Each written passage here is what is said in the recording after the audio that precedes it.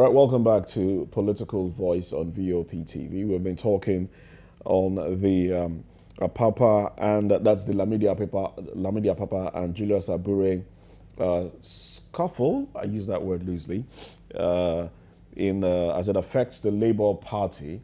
And we have joining us, we have Moses Adebayo. Moses Orishajonomi Adebayo has joined us in the studio. Good morning to you. Well, good morning to the listening world, and always a privilege to be here. All right, we've been discussing with Tochukwu Ezukama on this, where Moses is an educationist and also a public affairs commentator. Now, tell me, in your opinion, how do you see what's been playing out between Lamidi Apapa and Julius Abure? How do you see this affecting the Labour Party going forward? Well, thank you for that. Only that my tip for them right now is that just some 15 minutes in the limelight, 15 minutes of Zoom camera, camera zooming on you, Labour Party is coming up, they should provide formidable opposition even if the PDP is winning. They are just filtering everything away, squandering the goodwill. I'm rather surprised that they can't get it together with this 15 minutes again of fame. The lifeline of any democracy is opposition. I'm not for a one-party system. This is not North Korea. I will never be North Korea. This is never going to be China or Russia. But then, if PDP seems to have a scatter out, because right now the PDP is just unsettled, and no thanks to their internal wranglings, then Labour should give us something that will make the government of the day, the party in government, to be on our toes. Unfortunately, this cacophony we hear right, left, and center is unhealthy. It's unhealthy. I'm never going to take side with either of the factions. No. Apapa, was it planted by the ruling party as it's been insinuated all over? I don't know. I don't care to even know. What I want is that the Labour should put their house together and ensure that we have a viable democracy via the route of true opposition. The PDP now, we can't really count on them to give us viable opposition. That is why sometimes the Labour Congress, play this role. Nature abhors vacuum, you know that. So there just must be someone that will occupy a place at time. And when Labour, that should normally be concerned about, I'm talking about the Labour Congress now, or TUC, when what they should do is to be concerned about workers and workers alone. They seem to be a quasi political party fighting for Nigerians as though they're a political platform. And it should not be. So Labour Party now, going back to Labour Party, let them put their houses down. It is important. They are not doing this for themselves alone, but for Nigeria and for the survival, the health of democracy. I insist, if democracy will thrive, there must be a true opposition. And Labour Party who just they blossoming thanks to maybe the Peter Obi phenomenon, because that man possibly for the foreseeable future should be studied in a way. Whatever he did that made Labour Party to become what it is today should be studied right now in universities. But then they can't afford to squander the goodwill they've garnered over some time. Now, do you think? Well, there's a school of thought that has it that what's going on in the party is as a result of outside influence, people trying to destabilize the party, try to break it down from within. Do you think that's true? Is there any truth in that? Possibly there could be, but then it's incumbent on the party. What's your opinion? Your opinion? As I've said, when it comes to issues like this, I tend not to be very equivocal for one reason. Lest I take party and I take sides by default. For the Labour Party, it's incumbent on them to realize that Nigerians seem to believe, I keep saying, for Peter Obi to garner 6 million votes plus, with less than maybe 3 months of solid preparation on the platform of the Labour, it gave them life in a way. Labour has been in the shadow, the party has been in the shadows for some time.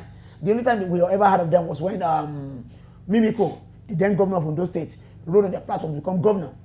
And at the point, it was even factionalized. There was Labour Party and a Zenith Labour Party. But maybe they resolved that, we don't even know. For now, if their claim to what is going on in the party is that, there are some outside influences, then they don't just understand what it means to be a political party. It's incumbent on them, I insist, I assert, I posit that they should tackle whatever. If you don't open your doors to them, they won't come in. You don't go out there, carry a timber laden with ants, and you don't expect lizards to visit you. What are they doing wrong that will make outside their what do you call now?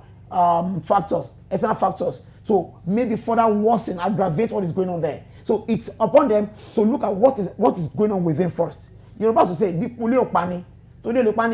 if the enemy within won't kill you, it's very hard for the external enemy to kill. So let them take a good look at themselves on the mirror if they have any left, if they've not broken all because of superior argument, which is petty and petulant. If they go through themselves, their ranks, they should know what is actually wrong. Else, when they keep blaming external factors, they only waste time on Nigerians. And I insist, we need a very formidable opposition, because now even the government in power, they seem to be squandering the goodwill they have because of their hasty policy. Some was not well thought out. And if the government in power, the party that is in charge, is not doing well, we can easily turn to the opposition. But where is opposition? PDP, Labour, when they are not even on ground to listen to us. So they must put their house together, whether it's internal or external. That's not excuses. Let them see what's going on within themselves, and they will get solutions to that. All right, now he did mention something, the Peter Obi influence on the party, and we saw that right after the Lamidi Apapa faction, inaugurated chairman and other things in Lagos. The Abure faction also inaugurated a working committee, and when they met up, Peter Obi was there in their midst. Doesn't that show? Yes. Well, the Abure remains the legitimate leader of the Labour Party, and is the party that organized the election that Obi ran on the party's platform as president.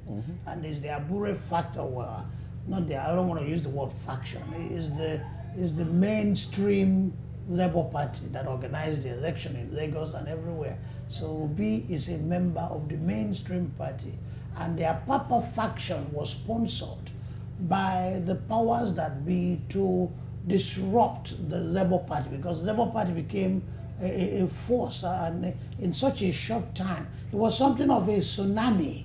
It came with this massive force, and in such a short time. So it was to inundate and sweep away the powers that be. It changed politics from what it used to be.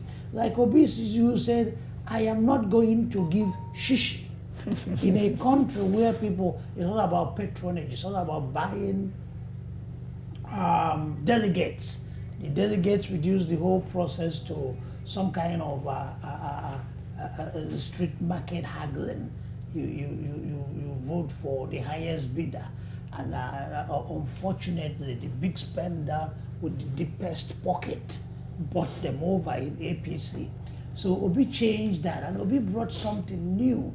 I guess the same impulse, the same impetus that motivated that challenge to the powers that be, as expressed in the SACS, in the NSACS movement. So it is very similar to the same impetus that the P2B phenomena brought to Nigerian politics. So it wasn't about tribe anymore, it wasn't about money anymore, it wasn't about religion. So it bestrided all divides, political, ethnic, religious divide.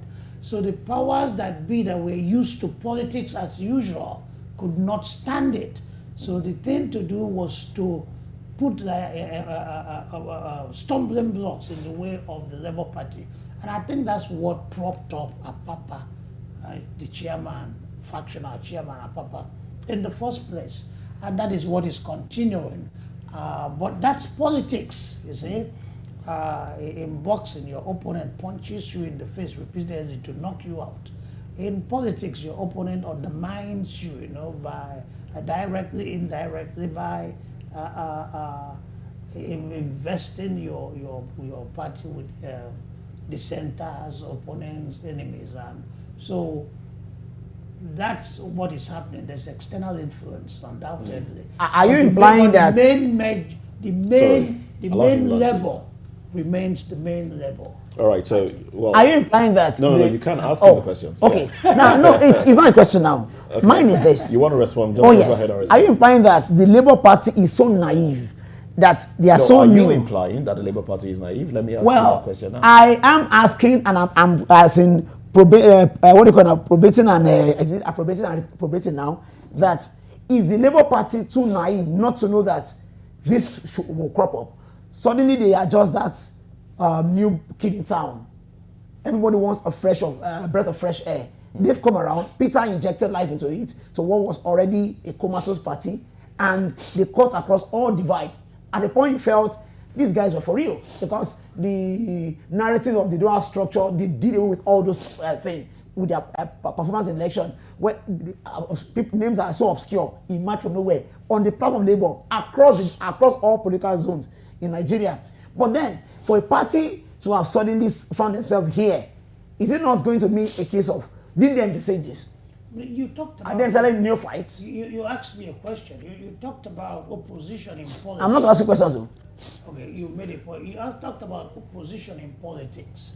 You talked about PDP versus APC and versus Labour. So if there's opposition in politics between political parties, don't you think there might be internal oppositions within political parties? Anyway, let's... So the thing is to resolve it and move on. It's upon the Labour Party to do this. Let's look at something now. Yeah, you did say something, not giving shishi. That was one of the slogans of the Peter Obi campaign. Some did not novelty of Peter Obi. I will not give shishi. But we also know that part of the things that part of the things that propped up at the Labour Party was an issue of funds, money, mismanagement of funds. For real? That's part of that's the a huge issues. paradox. So the shishi now became a problem, or the non-availability of the shishi Obi has said, become I a will problem. not give shishi. He may have enthralled some people, he may have disenchanted some people, but that was his policy. But those that populate his party are Nigerians. He will not go to the moon to bring them, or China to bring them. So the same problems that has always plagued the Nigerian community, or Nigerians wherever they gather, issue of money will also plague Labour Party. So Moses, do you think it also affected the party one way? Obviously, yes. Possibly then, Obi was living in phantom. He was living in the moon when he felt, yes, I will go there. Yes, I agree, he influenced the party, no doubt about that. But to have thought that the party was all about him would have been the height of naivety. He knew he was working with Nigerians. And truly, the crux of the matter right now, some of them has to do with funds. And let's say this, you said something while you were giving a point that Aburi is the real leader. Papa will tell you that he has been in the party. The court actually ascertained that Aburi is the legitimate. Papa will tell you that he's been in the party for so long and yada yada yada. What I'll say is this: I insist, and I want this to be for this Fourth Republic and this particular government going forward.